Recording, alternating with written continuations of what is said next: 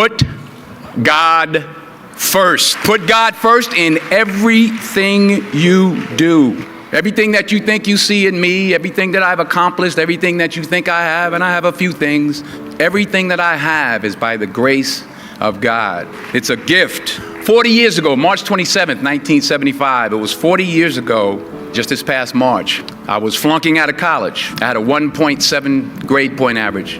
I was sitting in my mother's beauty parlor, and I'm looking in the mirror, and I see behind me this woman under the dryer. And every time I looked up, she was looking at me, just looking me in the eye. And I didn't know who she was. She said, "Somebody give me a pen, give me a pencil. I have a prophecy." March 27, 1975. She said, "Boy, you are going to travel the world and speak to millions of people." Now, mind you, I was flunked out of college. I'm thinking about joining the Army. I didn't know what I was going to do. And she's telling me I'm going to travel the world and speak to millions of people. Well, I have traveled the world, and I have spoke to millions of people. But that's not the most important thing, the success that I had. The most important thing is that what she taught me and what she told me that day has stayed with me since. I've been protected. I've been directed.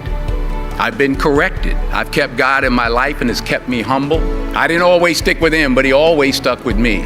So stick with him in everything you do. If you think you want to do what you think I've done, then do what I've done and stick with God.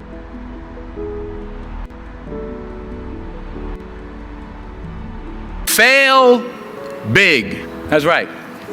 Fail big. It's a mean world out there, and you only live once, so do what you feel passionate about. Take chances professionally. Don't be afraid to fail. There's an old IQ test, was 9 dots, and you had to draw 5 lines with a pencil within these 9 dots without lifting the pencil. The only way to do it was to go outside the box. So don't be afraid to go outside the box. Don't be afraid to think outside the box. Don't be afraid to fail big, to dream big.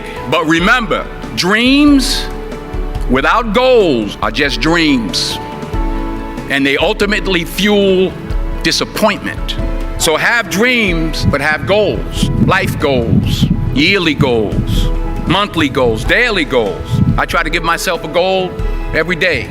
Simple goals, but have goals. And understand that to achieve these goals, you must apply discipline and consistency. In order to achieve your goals, you must apply discipline and consistency every day, not just on Tuesday and miss a few days. You have to work at it every day. You have to plan every day. You've heard the saying, we don't plan to fail, we fail to plan. Hard work works. Working really hard is what successful people do. Remember, just because you're doing a lot more doesn't mean you're getting a lot more done. Don't confuse movement with progress. So continue to strive, continue to have goals, continue to progress.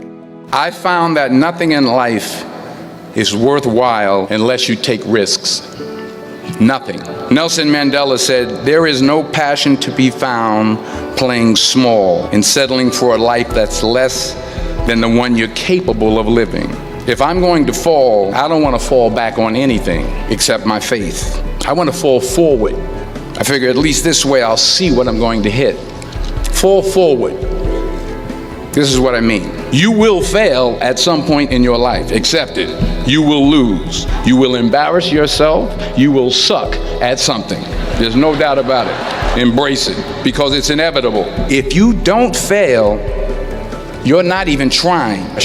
To get something you never had, you have to do something you never did. Take risks, but to be open to life, to accept new views, and to be open to new opinions.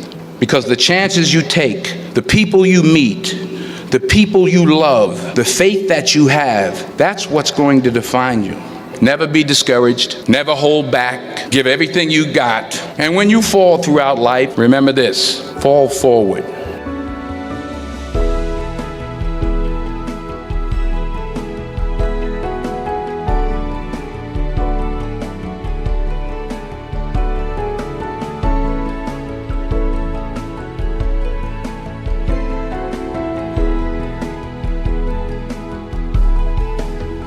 You'll never see a U-Haul behind a hearse. I don't care how much money you make, you can't take it with you.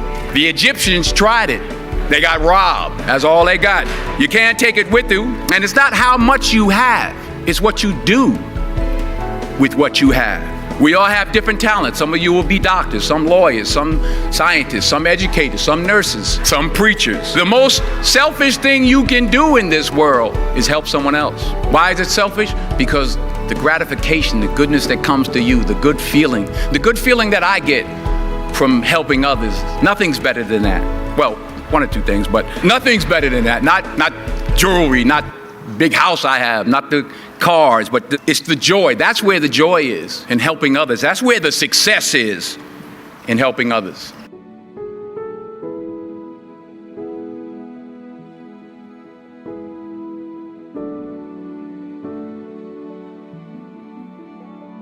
Finally, I pray that you put your slippers way under the bed tonight, so that when you wake up in the morning, you have to get on your knees to reach them. And while you're down there, say thank you for grace. Thank you for mercy. Thank you for understanding. Thank you for wisdom. Thank you for parents. Thank you for love. Thank you for kindness. Thank you for humility. Thank you for peace. Thank you for prosperity. Say thank you in advance for what's already yours. It's how I live my life. That's why I am, one of the reasons why I am today.